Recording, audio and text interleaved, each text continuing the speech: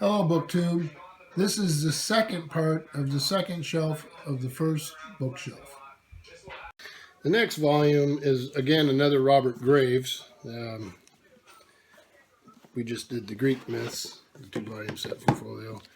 This is his, again, a folio society, is Count Belisarius, which is takes place in the Byzantine era. The cover's fine.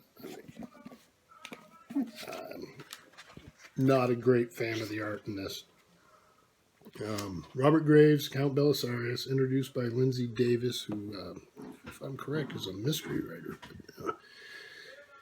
Illustrated by David Hughes. I'm not a fan of the illustrations. I've heard a lot of people are. I find them distracting. Sorry, that's ugly. I don't know why I'm inflicting this on you. If I don't like it, well, I'm making everybody look at them. But anyway, not a great novel. A good novel. It's not I, Claudius.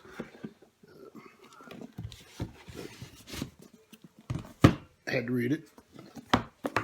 Another one is, again, Byzantine related. And this is The Fall of Constantinople by the great Steve Ruskin. I'd love to have his multi-volume history of the Crusades, and I will find it someday. Folio did an edition of that I'd like to run into somewhere.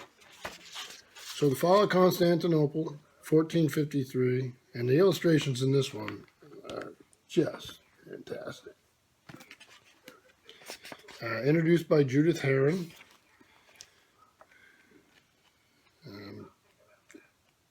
Huntsman was a interesting character. I think he shows up in a recent biography of Patrick Leigh Fermor, a great travel writer. Oh, look at this. Look at that. That's just fantastic. This is Folio Society at its best. So, maybe a slightly dated history, but a good read by a man who could write, and then obviously with the added benefit of the Folio Society illustrations. That's the one thing I would. There's several presses now that make beautiful volumes, like Eastern Press. But the edge I'd give to the Folio Society has always been usually their illustrations, but actually a lot of times it's the forwards and the other apparatus they put with the books. I mean, sometimes those are just real treasure. The next one here is the Venerable Bede, History of the English Church and People.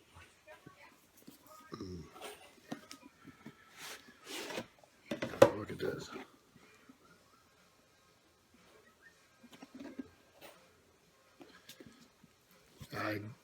I reread this book. I'm constantly going back to it. Really, really like it. As a source book of early English history, it is the only thing. So Bede, History of the English Church and People, translated by Leo Shirley Price, revised by R.E. Latham, introduced by Melvin Bragg. London, The Folio Society, 2010. Published by arrangement with Penguin Books Limited. I would think it's probably the same one as in their Penguin Classic series.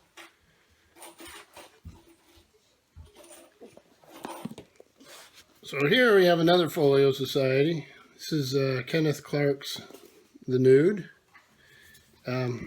Kenneth Clark made one of the great early documentaries series called Civilization, which I always enjoyed. I have quite a collection of his books.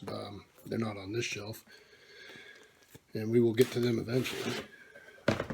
So here's the cover.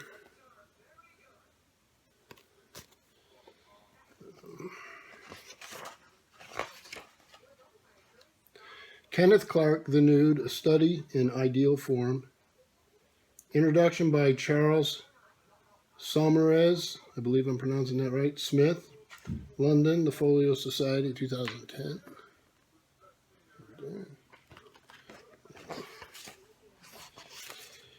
So, Clark was a art historian of the first order. Not everybody likes him. There you go. He was also a museum director.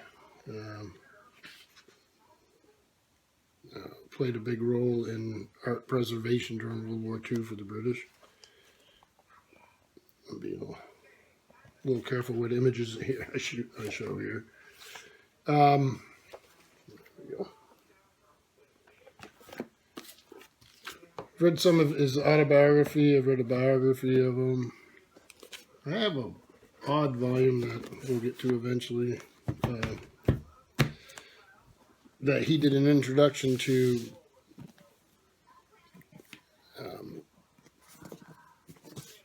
by the fellow who wrote this.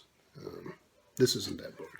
So John Ruskin, but this is John Ruskin's The Stones of Venice, again a Folio Society. It's great. Look at this. This, I believe, is an abridgment of the greater work. John Ruskin, The Stones of Venice, edited and introduced by Jan Morris, another great travel writer. London, The Folio Society, 2001.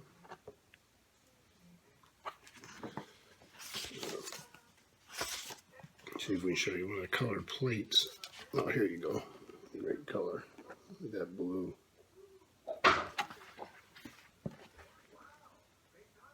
I believe you can get these volumes of Ruskin on your e-readers from Project Gutenberg. Won't be the same as reading them like this, obviously.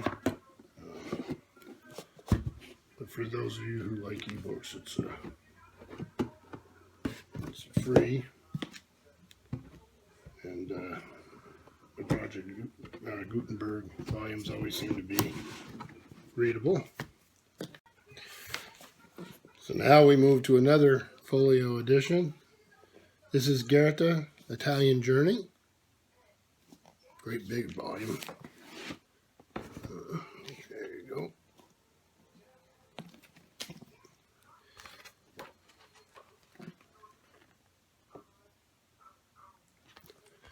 So J.W. Goethe, Italian Journey, 1786 to 1788. Translated and introduced by W.H. Auden and Elizabeth Mayer. Folio Society, London, 2010. I really enjoyed this book. Obviously, Goethe was quite a celebrity in his day, and these sort of grand tour or journeys were something. This is really great. This is the painting on the bottom is the one you see everywhere. A lot of times it'll be the cover to this book or other books. This is Tischbein's famous portrait of Goethe. So it's a very, very nice volume, of course. Some more illustrations. Then, for the final book on the second shelf of the first bookcase we're exploring, again, this is a classic case of I haven't got room for the volume in the section where it belongs, and I have not read this yet. Right here. Down to the Sea, The Fishing Schooners of Gloucester, Joseph E. Garland. Introduction by Sterling Hayden. I've always enjoyed him. I worked as an archivist once where I got to work with some of his letters. He was best known as an actor after the Second World War.